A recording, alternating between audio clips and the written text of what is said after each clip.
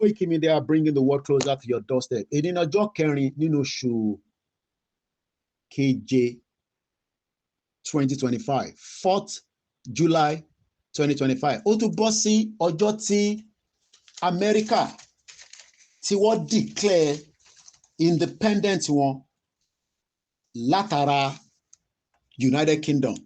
According to the Metro newspaper ti tèmi, torí pé ẹ̀rí máa jẹ́ mi, Metro tèmi gbogbo ilẹ̀ ń wò nínú Metro yẹn wọ́n ní headline devastating tragedy Diago Jota ọmọ 1996 ó ṣaláìsí ní 2025 at the age of 28. Àìmọye wọn tó ti kú náà bẹ́ẹ̀ ní Nàìjíríà tí kò sẹ́ni kankan tí ó rántí ẹ̀. But according to Today in History tó wà nínú paper tèmi, wọ́n jẹ́ kó yé wa pé 1776 o in tó ń wò níwájú mi uncle mi tó fún mi kọ́lọ̀ bá ń fọ̀rún kẹ́ wọn àwọn náà ti ṣaláìsí l'Amẹ́ríkà kọ́lọ̀ ń dúró tí àwọn ìyàwó wọn àtàwọn ọmọ tó fi sílẹ̀ bàbá dáadáa ni tó nífẹ̀ẹ́ Yorùbá gan àwọn ló bá mi gbé wá. Wọ́n ní 1776 the American Declaration of Independence was adopted in Philadelphia. Lágbára ẹni tó láyé tó lọ́run bàbá Akintoye máa láti fún wa ní declaration before 2027. Ẹ bá mi ṣàmì ẹ̀. Ẹ bá mi ṣe àmì ẹ̀. A gbọ́dọ̀ máa rí àwọn kan tó máa wọlé tó jẹ́ pé ọmọ àlè ni wọ́n. So tá bá ti rí wọn bẹ́ẹ̀ yẹn, a máa yọ wọ́n kúrò lórí platform. Ẹ̀yẹn má wọrí gbogbo ẹ̀ náà ni mo monitor. So tá bá ti wọlé bẹ́ẹ̀ yẹn, màá yọ wọ́n kúrò so that come out distract you. Bẹ́ẹ̀ ni welcome back to London. Ẹlòmíì inú wọn dé London rí. So ìtìjú pé kò dé London rí kò mọ bí London ṣe rí. So jẹ́ lọ sí ló máa pa yín. Ibẹ̀ kọ́ ni mo fẹ́ lọ. Ibi tí mo fẹ́ ká kọ́kọ́ rántí ni pé ẹ̀yin tí ẹ wà labroad ẹ̀yin ni mo kọ́kọ́ fẹ́ address. Èmi ò mọ ibi tí brain yín tó wà. But in tí mo lè sọ fún yín ni pé èmi ò mo délé mo lo weeks and weeks kò síbi tí mo dé but ìyẹn ń ṣe tí máa reveal nísìn nílẹ̀ Yorùbá ẹ fìyẹn sílẹ̀. But tó bá ń sọ fún yín pé Dúpẹ́ Onítìrí ti gba country fún yín ẹ tutù ẹ̀ dànù kò sí nǹkan kan tó jọ. Ẹ gbọ́ mi dáadáa. Níbikíbi tẹ bá ń gbọ́ pé Dúpẹ́ Onítìrí ó ti wá gba Yorùbá country fún wa o àti wá ní declaration o mo ní ẹ tutù ẹ̀ dànù kò sí nǹkan kan tó jọ. Mo débi tó yẹ ká tún béèrè ẹlòmíì ò dá mi mọ̀ bẹ́ẹ̀ ṣe ń rí mi pé mo wà lórí social media mo dáhùn ibì kan wọ́n tẹ mọ̀ pé mi ni mo dẹ̀ disguise. Lóòótọ́ mo èyí náà adé fìlà mo wọ glasses tó ẹlòmíì lè lọ mọ ojú mi pé bọ́bọ́ yìí rèé gbogbo bí tí mo fi mú fúnlẹ̀ sí nínú kódà mo tẹ̀ ń wá bí tí secretariat wọn wà pé káàtẹ̀ mọ́ bí tó ti ń operate ibi tí Yorùbá nation ti ń operate nílẹ̀ Yorùbá tí bá sọ fún yín pé ẹ lọ báyìí ẹ rí níbẹ̀ torí kò sí state kan ní ìpínlẹ̀ wa tí kò sọmọ Yorùbá nation tó sí níbẹ̀. So ẹ̀yin tẹ́ wà labroad ṣẹ́rẹ́ àwọn tó wà nílé á yún pé a ti gba country ó ń ṣe wọ́n lóòótọ́ àbí a fẹ́ gba country àbí a máa gbà á àbí wọ́n ti gbà á but kò sí ẹ̀rí kankan tó sọ pé wọ́n ti gba country. In Africa, in Europe, in the world irọ́ ló wà ń bẹ̀. Ẹni mi Koiki Media ni mo bá yín sọ̀rọ̀ nísìn ara àbọ̀ tí mo mú wá bá yín nìyẹn because mo gbọ́dọ̀ address àwọn yẹn ká tó lè máa wá ṣẹ̀ máa address going forward pẹ̀lú iṣẹ́ táwa ń bá lọ.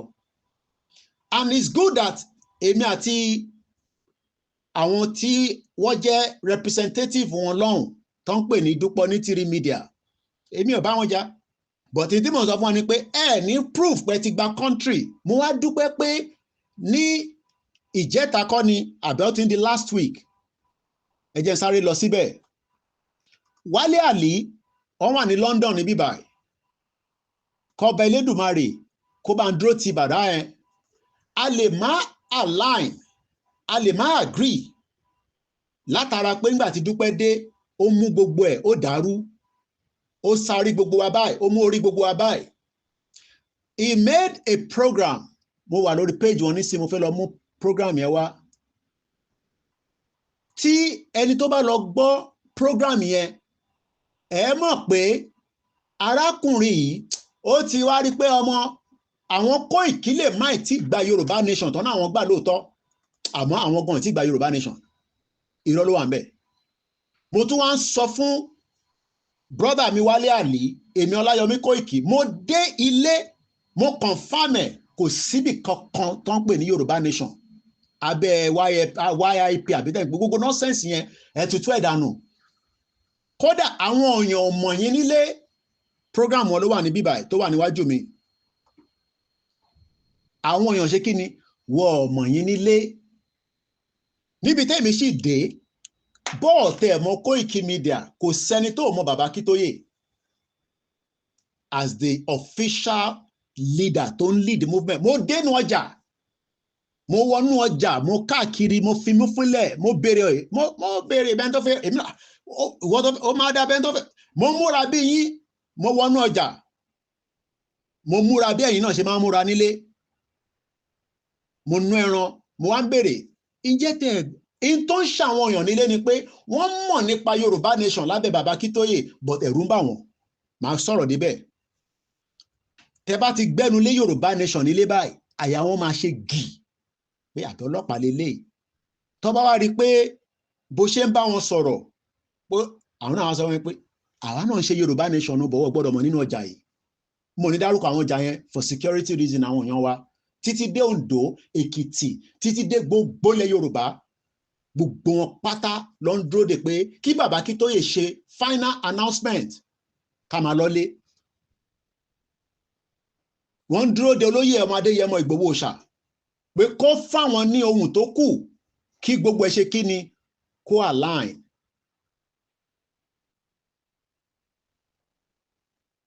So mo tún sọ fẹ́yìn tẹ́ jẹ́ diaspora, ẹ̀yin ní gangan wọn bá sọ̀rọ̀. Ṣẹ̀rójú Wálé Àlí bẹ́ẹ̀ ní play video yẹn, bọ̀ mo kàn fi fún yín ní ojú ẹ̀ nínú. Ìbéèrè tí Wálé Àlí ń béèrè ni pé ìbéèrè ńlá rèé o, ṣé a ti gba òmìnira ilẹ̀ Òòtù Ifẹ̀ àti ilẹ̀ Yorùbá BYIP? This was dated on the 30th of June 2025, just about 5 days ago. Brother mi Wálé Àlí ń béèrè pé ṣé a ti gba òmìnira, èmi wá ń dá wọn lóhùn lẹ́ni tí a jọ wà ní London, kọ London làwọn náà wà, èmi ṣẹ̀ dé láti lé ní ẹ̀gbọ́n mi Wálé Àlí, ẹ gbọ́ mi dáadáa, kò síbi kankan tẹ́ ti gba òmìnira. Ẹ má lè wá jáde kẹ wá defend ẹ pé àìtí ìgbà, ṣe rí ìbéèrè tẹ́ ń béèrè yẹn, ẹ mú answer. Ilé òun ṣèjà, you know the answer to the question. Ẹ̀yin ní kẹ́ padà wá ṣe àtúnṣe, ní kẹ́ wá bá Yorùbá nation bàbá Akintoye ṣe. Ẹ lè máa present program yín, but ṣẹ́rí ọ̀rọ̀ ẹ ṣì ń gbẹ́nu lé IYP yẹn, gbogbo yẹn òtútù fẹ́ẹ̀lẹ̀ ni, kò sí nǹkan tó jọ. Anywhere in the world, títí dé United Nations, ó kù díẹ̀. United Nations yẹn mo ló kù díẹ̀, kò sí anywhere pé a ti gba Yorùbá nation under IYP, BYP, irọ́ ló ń bẹ níbẹ̀. Mo ní irọ́ ló.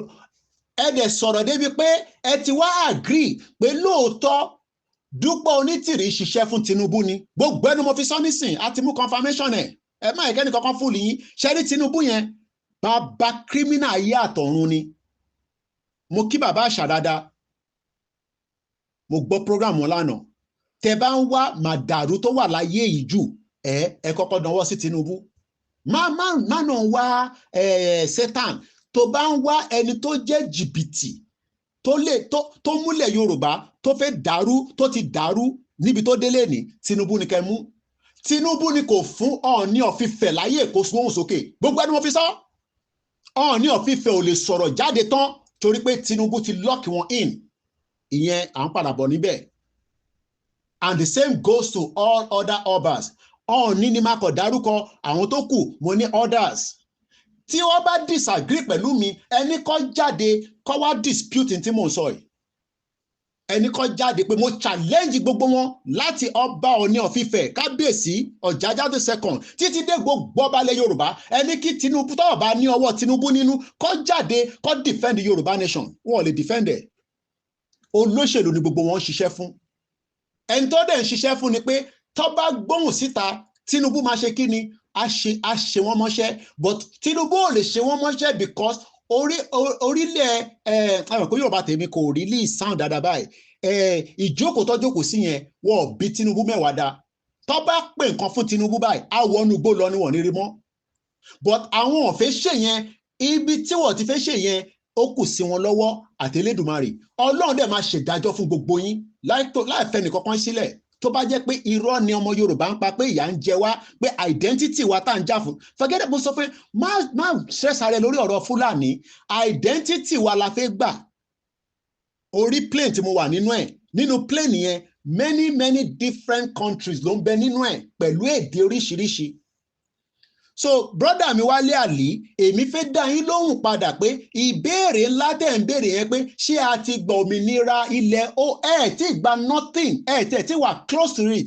dẹ̀ ti fún wa ní answer ẹni Dúpẹ́ Onítìrí Tinubu ló ń ṣiṣẹ́ fún the question now is where do you stand níbo lẹ́yìn fẹ́ dúró sí nísìn okay ẹni bàbá Akíntóyè ti gbowó ẹ fún wa ní evidence ibi tí bàbá Akíntóyè ti gbowó ẹni Ìgbòho ti gbowó ẹni kò ṣe Yorùbá nation mọ́ àbí bẹ́ẹ̀ kọ́ ṣé ẹni tí kò ṣe Yorùbá nation mọ́ ṣé mọ̀ pé Ìgbòho ò tí ì láǹfààní àti lè lọ́lé bẹ́ẹ̀ mi ṣe tún lọ́lé torí I am not wanted orúkọ tèmi ò sí lórí wanted list orúkọ Ìgbòho ọmọ Adéyẹmọ lẹ́ni tí mo bá yín sọ̀rọ̀ ní ọjọ́ 4 July kó má bàa di pé Yorùbá tèmi yẹn ẹ̀rìmà náà gbọ́ dáadáa èní ní July 4 aago 10 ó kọjá 15 minutes ní London nínú studio mi èmi ò wà wanted but Ìgbòho wà wanted kí ló dé tí a rí pé Ìgbòho ó ń ṣiṣẹ́ fún Tinubu kọ́dẹ̀ yọ wanted kọ́dẹ̀ máa lọ́lé ṣé yóò mọ̀ pé tí Ìgbòho bá ti di pé kò wà wanted mọ́ bẹ́ẹ̀ ṣe ń sọ pé ó ń ṣiṣẹ́ fún olóṣèlú abẹ́ Tinubu ló wà wọ́n ti fún lówó ṣé mọ̀ pé Ìgbòho nílé sọ pé òun tún ń ṣe Yorùbá nation mọ́ torí that will be the clause tí Tinubu máa gbé fún so mo tún sọ lẹ́ẹ̀kan sí ìbéèrè tẹ́ ń béèrè yẹn ẹ̀yin náà ni kẹ́ padà wá bá wa dáhùn ẹ̀ pé Tinubu tó ń ṣiṣẹ́ àti Dúpẹ́ Onítìrí àwọn ni wọ́n wá mú ìrìn àjò yìí lọ́ọ́ fà sẹ́yìn bọ̀ kò wá sí bó ṣe lè fà sẹ́yìn tó Ọlọ́run ní tóun bá dé ẹ wo after how many years tí gbogbo yín tẹ́ campaign títí fún Dúpẹ́ Onítìrí after táwa sọ fún yín pé ẹ̀yin sọ pé ń support Dúpẹ́ Onítìrí mo ní táwa fún Dúpẹ́ Onítìrí ó gba more than ọmọ tó ń pè ní kéèyàn gba identification èèyàn pé a fẹ́ ṣe nǹkan kan à ń ṣe Yorùbá nation èmi fún Ṣọlá kò gbọdọ̀ kọ́ fún àtàwọn bẹ́ẹ̀ lọ ó gbà in tó fi ṣe àmọ̀dọ́lá bí ẹ̀yin náà wá fún nítọ̀dọ̀ tí yan I don't know so ó better kí gbogbo àwa tí a ní làákàyè tí ìjìnlẹ̀ Marcus ò báyìí tí ní máa làákàyè kó jókòó sí Turkey nínú Turkey tó jókòó sí yẹn kó máa deceive ẹ̀yin èèyàn pé ẹ ti gba country all I am saying is as of today there is nothing called a Yoruba country mo kí ẹ brother mi ẹ má kí n dárúkọ bìkan mo ti ń record nísìn mo dẹ̀ fẹ́ kórúkọ máa pọ̀ nínú audio yìí bọ̀ gbogbo ẹ̀yin tí ẹ ti wọlé bọ̀ mo kí brother mi ọmọ Ìjẹ̀bú Alárẹ̀ mo kí ẹ dáadáa so mo tún rọ̀ yín mo bẹ̀ yín forget about the fact that you might not be happy pé àìtí gba country tiwa is understandable but má jẹ́ kẹ́nì kankan convince ẹ pé a ti wà nínú country tiwa ẹ máa jó ẹ máa yọ̀ mo kí ẹ gbogbo ẹ̀yin tẹ́ ń wọlé lọ́tún lósì so ìyẹn mo kọ́kọ́ fífi àdírẹ́sì àbọ̀ tí mo mú bọ̀ because bí èèyàn bá lọ bì kan èèyàn ṣàgbọ́dọ̀ mú àwọn feedback nǹkan wá especially fẹ́yìn tí ẹ láǹfààní àti lọ́lé tí wọ́n sọ fún yín ní orí social media pé a ti gba country mo tún sọ fún yín kò sí nǹkan kan tó jọ o kò sí nǹkan kan tó jọ and I'll leave it like that kódà mo wọnú secretariat yín kò síbi tí mo rìn sí ní trip tí mo lọ yìí gbàdúpẹ́ fọlọ́run padà dé now let's come back to Koiki ó dá níbo làwa náà dé àwa náà ṣàgbọ́dọ̀ wọn bí ta dé àbákọ̀ máa pariwo Yorùbá nation no going back Yorùbá nation for life níbo la dé lórí ìrìn àjò yìí wá bá wa sòtítọ́ torí a mọ̀ pé wọ́n súnmọ́ àwọn tó wà lẹ́yìn lóòótọ́ gbogbo nǹkan kọ́ la lè sọ fún social media for the purpose of security and I expect and respect that ní expect irú èmi tí mo jẹ́ one of the backbone of this movement kí wá jáde kí wá bẹ̀rẹ̀ sí sọ pàpàpàpà bẹ́ẹ̀ tó ṣẹ̀jẹ̀ fúra adìyẹ tán but I can give us the assurance that we are on the right track and the track táwa lórí ẹ̀ has never been shifted until gbà tí Dúpẹ́ dé ló bẹ̀rẹ̀ sí shift ẹ̀ láwa rí pé eléyìí ara tètè ya já cut wings yẹn kúrò lóòótọ́ it had a big impact in the movement distrust olè mo ti rẹ́ni tó ti pè mí lólè lórí TikTok nísinsìnyí ẹ mọ̀ pé àwọn yẹn kò dé London rí ṣe n tó wà nínú abúlé ó fi compare mi tí mo gbé London for 27 years ó dé London rí but I am not here to talk about myself níbo ni Yorùbá nation gangan dé Kóìkì bàbá Akintoye ní àwa elédè kan àwa ẹ̀yà kan àwa tá a ní ẹ̀ṣà ṣe culture a ní ẹ̀yà tiwa bàbá Akintoye sọ fún wa pé mo ti fi gbogbo àwọn tí máa fi ń charge fóònù mi sí Africa eléyìí dẹ̀ ti sọ fún mi pé ó ti weak so mo ní láti charge ẹ má bínú èèyàn wa ẹ má ní láti ṣẹ̀rẹ́ ẹ̀ tẹ̀ ń wò mí lórí Instagram mo máa pa kámẹ́rà mi because kò síbi ṣe fẹ́ plug fóònù yìí gbogbo àwọn kan tí máa fi ń ṣiṣẹ́ mo ti fi sílẹ̀ sí Africa because mo lè máa kó lọ back and forth tí bá ní láti rà mí so kámẹ́rà mi máa wà off ẹ̀kọ́ máa gbọ́ voice mi ni a ní láti charge fóònù yẹn ni so tó bá ti charge dáadáa àtàn kámẹ́rà yẹn padà tẹ́ bá fẹ́ rójú mi ẹ lọ sórí Ọláyọmí Kóìkì Instagram yẹn ṣì wà on àbí all other platform mo wà lórí TikTok náà Kóìkì Media mo ní níbo la wá dé because we need to know where we are asking for Yoruba nation we want Yoruba country but where actually is this movement ṣé nínú rally tá a ṣe ní wọ̀ṣìwọ́ṣì according to some of you because ẹlòmíì rò pé wọ̀ṣìwọ́ṣì ni ẹlòmíì tẹ̀ rò pé báwo ló ṣe wá ń lọ báyìí you know the expectation is high and nothing has changed. The good news path to prosperity orílẹ̀-èdè Yorùbá by Professor Adebanji Akintoye. We have not moved away from the mission. What is the mission? Yorùbá fẹ́ dá dúró látara pé a fẹ́ exit kúrò nínú Nàìjíríà. Ṣé rí ilẹ̀ tá à ń pè ní Kwara, Kogi, Ondo, Ọ̀ṣun, Èkìtì, Ọ̀yọ́, Lagos, Ogun State títí àwọn kan tẹ̀ ní títí dé Edo but ẹ jẹ́ ká sì lo èyí tí under the federal government because wọ́n ka Edo as Yoruba land under the federal government structure even though we know that it is part of us but let's just stick to the ìpínlẹ̀ tí mo dárúkọ yẹn Kwara, Kogi, Ondo, Ọ̀ṣun, Èkìtì, Ọ̀yọ́, Ogun, Lagos, 8. Let's stick to that. Confusion kankan sí ilẹ̀, the ground, wherever the land is, àwa la nílẹ̀ yẹn. Ṣé rí orúkọ yẹn tó ń pè ní Nigeria? That name must be removed from our territory. Mo fẹ́ kó farabalẹ̀ kó gbọ́ bíbá dáadáa. Bíbá gangan ló wà very very unique and important. You see that brand tó ń pè ní Nigeri must come off from Yoruba land. Àwa pè ní Yoruba nation. Àwọn kan ní Koiki I like Yoruba nation. Ká pè ní Oduduwa Republic, Yoruba kingdom. All that will be decided by we the Yorubas. Kò ń ṣe àwa la máa decide. Yes, we will pull out of Nigeria. We will then decide the name.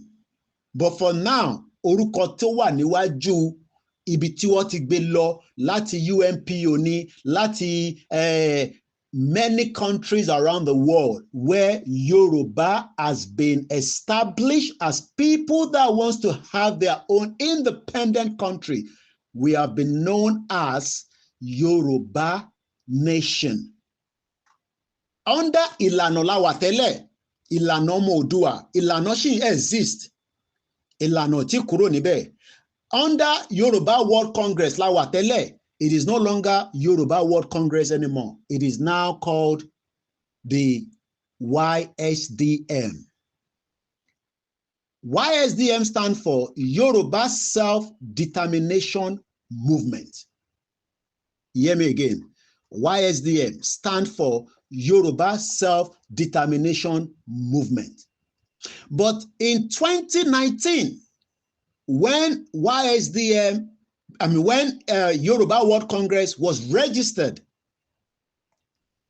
incorporated into the UNPO, the first message came out then. And what was the message? The message of hope, future, opportunity, Yoruba government, Yoruba people, Yoruba sovereign state, JADE, in 2019, under the leadership of Professor Adebanji Akintoye and some of those that were working with him as at the time. There were many of them. And when that came out, it brought a different dimension to what is known as the current state of Anse Oshelu nínú Nigeria leni in 2019. Let me give you the evidence of how that came about then. Let's listen to this presentation as at the time.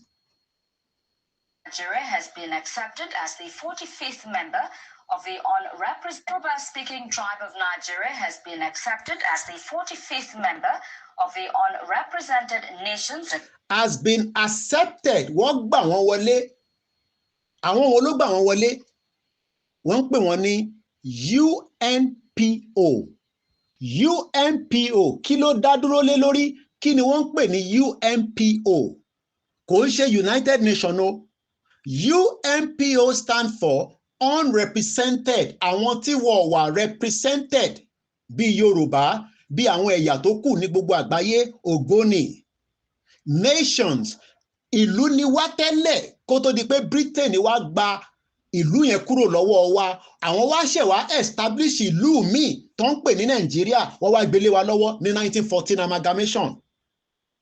So UNPO dá dúró fún gbogbo àwọn tí kò wà represented tó jẹ́ pé ó jẹ́ kí wọ́n jẹ́ country, ó jẹ́ kó jẹ́ ìlú bí ilẹ̀ Yorùbá láti jẹ́ ìlú ni.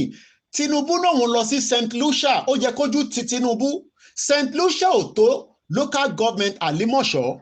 Gbogbo population St. Lucia láàárọ̀ yìí kò pé 200,000. Ó jẹ́ kí ojú ti Tinubu. Ó wá lọ jókòó síbẹ̀ fún ọjọ́ mẹ́jọ. Ó ní wọ́n fóun ní award.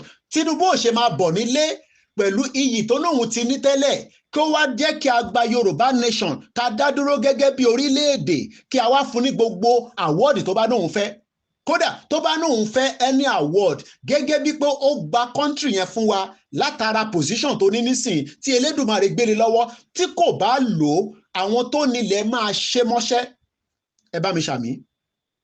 Torí pé agbára tí ó nílé ní kò ń ṣe òun ló ní. Ọlọ́run tó dá gbogbo wa, ikú kan ló máa pa mí, ikú kan ló máa pa òun náà. Ẹ̀jẹ̀ tó ń ràn lára tiẹ̀ náà ló ń ràn lára tèmi. Ìgbà tí ẹ̀jẹ̀ yẹn máa stop, Ọlọ́run nìkan ló mọ̀. But ilé tèmi ń fi ẹ̀jẹ̀ ara mi ṣe pé kílẹ̀ Yorùbá dúró. Tí Tinubu náà bá ṣe bẹ́ẹ̀, ẹ̀jẹ̀ máa gbẹ ni láṣẹ Èdùmàrè. Wọ́n ní wọ́n ti accept wa. Àwọn wo ló accept wa? Wọ́n accept wa pé àwa ìran ọmọ aládé, àwa ọmọ Odùduwà, àwa ọmọ kóòtù òjíire, àwa ọmọ whatever name you want to call yourself. Àdẹ́ ń ṣe àwọn olórí burúkú tó ń pè wá ní Yáríbá, àwọn ọmọ àlè Ìgbò. Wọ́n mọ̀ pé a ní làákàyè, Ọlọ́run kẹ́ wa, ẹ jẹ́ ká gba country wa, àwa deal pẹ̀lú gbogbo wọn lẹ́yọ kọ̀ọ̀kan. Ó lè deal pẹ̀lú Ìgbò wá ìta bá ṣì wà ní Nàìjíríà. À ń bọ́ àbọ̀ abádé yẹn. Àní ká kọ́kọ́ gba country wa. Ká kọ́kọ́ gba country wa. tá bá ti gba country wa tán, then àwa ṣe kí ni? Àwa lè jókòó, àwa bẹ̀rẹ̀ sí yanjú ẹ̀ lẹ́yọ kọ̀ọ̀kan. Àbọ̀rọ̀bọ̀ yẹn nísìn, àwa bẹ̀rẹ̀ sí yanjú ẹ̀ ní ẹyọ kọ̀ọ̀kan. But the fact that many of you ní làákàyè pé nígbà tí a ti lọ register sí UNPO yẹn, a ti bẹ̀rẹ̀ ìrìn àjò Yorùbá nation náà nìyẹn. Àwọn kan ní wọ́n ti ń ṣe Yorùbá nation tẹ́lẹ̀, yes, wọ́n ti ń ṣe Yorùbá nation tẹ́lẹ̀, níbo ló gbédé? Gbogbo wọn lábẹ́ influence of òṣèlú ló fi ń ṣe. They were not honest, they were deceivers, they were not truthful to Yoruba people. Wọ́n wà truthful bí Baba Akintoye. Irọ́ ni gbogbo wọn gbé wá àti à ń ṣe Yorùbá country, a fẹ́ gba Oduduwa Republic. Irọ́ ni. Let's go back and listen more to how we were presented after the registration to the UNPO. People's Organization. Leader of the Yoruba World Congress, Professor Banji Akintoye, says the membership represents a very important... Ìyẹn kan bẹ̀rẹ̀, wọ́n ní Koiki, will the British allow that? Ṣé British gbàyè lọ́wọ́ wa nígbà tí wọ́n fi wá gba tó fi wá fún wa ní Nàìjíríà? Ìbéèrè tẹ́ bi mí, èmi náà ń béèrè lọ́wọ́ yín. Wọ́n ní, will the British allow that? Ṣé Britain ló nílẹ̀ wa? Ṣé Britain ló nílẹ̀ Yorùbá? Why does the British need to allow that? Mo fẹ́ swear because ìyàwó mi ti bẹ̀ mí. Ó ní máa lo àwọn vowel language. Present the program ẹ káwọn èèyàn gbọ́ ẹ dáadáa. Ṣé Britain gbàyè lọ́wọ́ bàbá ńlá wa tó fi wá pè wá ní Nàìjíríà? Ṣé Britain tẹ́yìn sọ yẹn inú UK lèmi ń gbé? King Charles ló ń control Ọọ̀ni of Ifẹ̀ àti gbogbo àwọn ọba yín. Ọọ̀ni ni mo fẹ́ dúró lé lórí. Bọ̀bọ̀ kó gbogbo àwọn ọba papọ̀ tó bá nírọ́ ni mò ń pa kó jáde nínú press statement kan ní Koiki gbẹ́nu ẹ̀sán irọ́ ló ń pa gbogbo pátá àṣẹ tó ń gbà lábẹ́ King Charles ni. So ẹ̀yin tẹ́ ń béèrè pé ṣé Britain ló nílẹ̀ Yorùbá? Ilẹ̀ Yorùbá ti exist for more than 14,000 years. Ẹ̀ ń sọ̀rọ̀ Britain. So ẹ̀yin tẹ́ máa ń béèrè ìbéèrè yẹn mo understand. Torí ẹ̀yin wò pé ṣó máa wá easy bí Koiki ṣe ń sọ yìí, bí Ìgbòho ṣe ń sọ yìí, ìyẹn kan ní ẹlẹ́nujà wáyà, ẹlẹ́nujà kiri. Nígbà tí Britain fẹ́ wá gbalẹ̀ wa, ta ni wọ́n béèrè àyè lọ́wọ́ ẹ̀? Ṣèbí Britain dé gẹ́gẹ́ bí àlejò ni. Olè ni wọ́n ní náà, wọ́n dé bí àlejò ni. Wọ́n ní ẹ fún wa ní ààyè bí a ṣe fáwọn Ìgbò láyé nísìn tó ti gbalẹ̀ mọ́ yín lọ́wọ́. Bí a ṣe fáwọn Haúsá láyé nísìn wọ́n ti gbalẹ̀ mọ́ wa lọ́wọ́ àti Fúlàní àti gbogbo àwọn ẹ̀yà tó kù. Àwa táwa jẹ́ ọmọ nílẹ̀, àwa ń jẹ ràlẹ̀rálẹ̀ lórí ilẹ̀ wa. Ẹ farabalẹ̀ kẹ́ gbọ́ mi dáadáa, eléyìí ò tí mú jà wá. Ìyanu máa ṣẹlẹ̀, but Ọlọ́run ò ní sọ̀kalẹ̀. Ọlọ́run ti fún wa ní ìyanu, ẹ má pè ìyanu kankan mọ́. Àwa tí a jẹ́ ọmọ Yorùbá ní ká fight ẹ̀, ká conquer wọn. Let's go further. In the collective quest of well-meaning Yoruba people to achieve the goal of dignity and self-determination. Dignity and self-determination. Kí ni wọ́n wá ń pè ní self-determination? Àti ṣe analysis yìí, mo kàn ń gbé wa débẹ̀ díẹ̀díẹ̀ padà. Bí refresher ni, ibo la dé nísìn ni ẹ yẹ kẹ́ máa béèrè lọ́wọ́ mi, but a lè kọ́kọ́ mọ bí ta dé, tá a bá mọ bí ta ti ń bọ̀. Fẹ́ Tinubu ni. Yes, Tinubu ní right láti di president. Ó better Tinubu ní làákàyè ju olórí burúkú Buhari lọ born bastard. But the fact remains is that Tinubu bá parí tenure tó ṣe gbogbo tó fẹ́ ṣe tán kò tẹ̀lé fún yín ní restructure débi pé ó fẹ́ pín Nàìjíríà. Kò ní the second term láti pín Nàìjíríà, ìyẹn là ń sọ fún. But nítorí pé jìbìtì àti olè táwọn France kó sí lẹ́sẹ̀, because àwọn France tẹ́ ẹ̀ bá mọ̀ wọ́n ti gbé ìdí Tinubu báyìí, wọ́n gbé dúró báyìí, because France ti lose gbogbo bí tó ń pè ní West Africa wọn, Mali, Niger, Chad, gbogbo area yẹn ó ti kúrò lọ́wọ́ France. So what she need in Nigeria? France lè bá Yorùbá ṣe náà, America lè bá Yorùbá ṣe náà, gbogbo àwọn ìlú yẹn lè bá Yorùbá ṣe, but wọ́n ò fẹ́ gba òtítọ́ àti Mali. So the fact that tá bá ń pe Tinubu nítorí pé Ọlọ́run fi sí position tó wà nísìn láti lè tètè gbà wá lẹ́rí, but àwọn ò gbọ́dọ̀ dúró de because Tinubu ní another agenda. I have lived in the UK for 27 good years. Wò mí dáadáa. Mo mọ bí wọ́n ṣe máa ń play pranky. Ṣorí nígbà tá sọ fún Tony Blair pé ó ní ká lọ jà ní Iraq. wọ́n ní chemical weapon àwa ń bí a ní ṣoṣọ́ pé wọ́n ní chemical weapon ó náà wọ́n ti ṣe gbogbo investigation àwọn kódà tí Saddam Hussein bá yìn báyìí ó máa pa àwọn èèyàn nígbà tí wọ́n lọ jagun yẹn kí ló rò pé wọ́n lọ jagun yẹn fún wọ́n lọ jà fún crude oil àti gold Iraq gbogbo góòlù yẹn nísìn ó wà ní UK báyìí wọ́n destabilize ìlú yẹn tí Britain wá ṣe nìyẹn ní Nàìjíríà nígbà tó ti rí pé àwọn tí wọ́n ń pè ní bàbá Awólọ́wọ̀ àwọn eléyìí ní làákàyè o ẹ má jẹ́ ká gbé agbára fún Awólọ́wọ̀ o èmi débi tó ń pè ní Lancaster House is about 1 hour away from my house 1957-58 ni Britain ń ṣe pàdé pé ó dá a máa fún yín ní independent kẹ́ lọ dá dúró nígbà tí Ghana ti gba independent wọn kí ló wá ṣẹlẹ̀ àwọn the same people èèyàn kan béèrè pé what is Tinubu's agenda báwo lèmi ṣe fẹ́ mọ agenda Tinubu náà ni gbogbo àjọ ń rìn náà Tinubu ti wọlé nísìn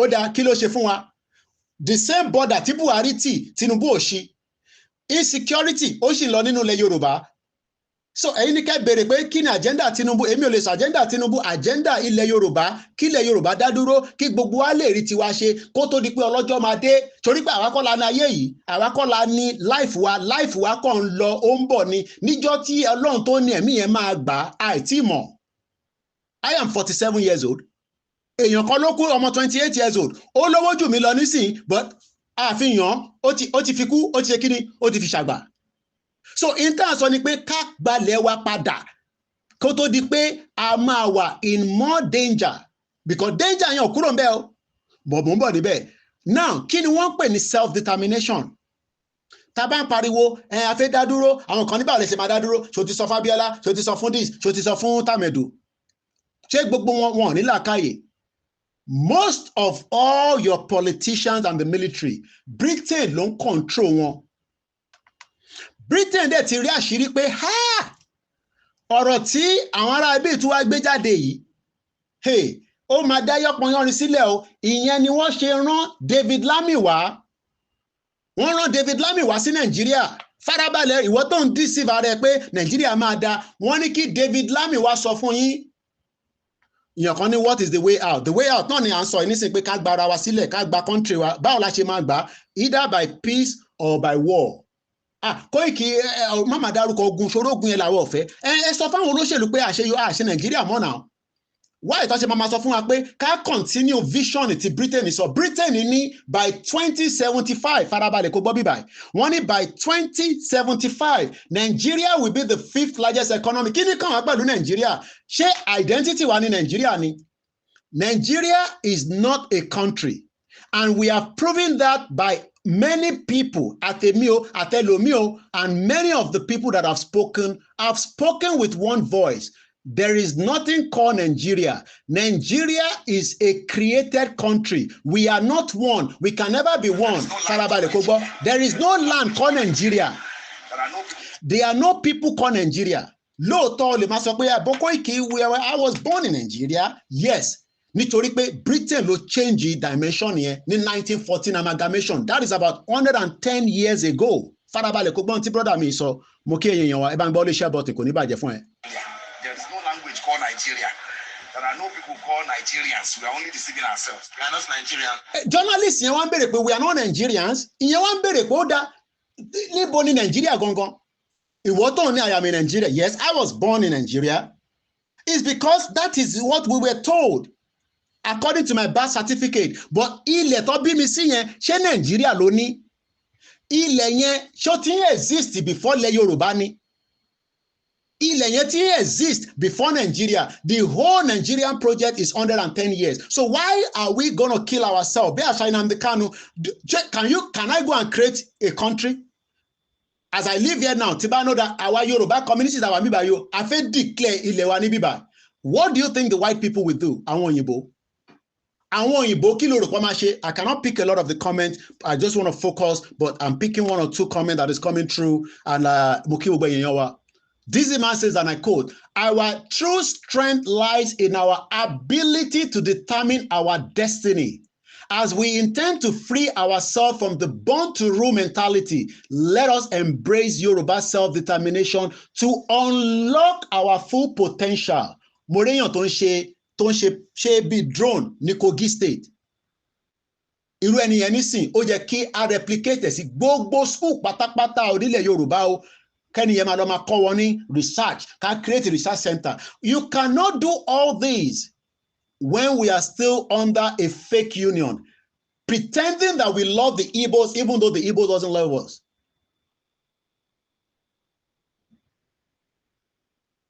Àbọ̀rọ̀mọ̀ yẹn nísìn.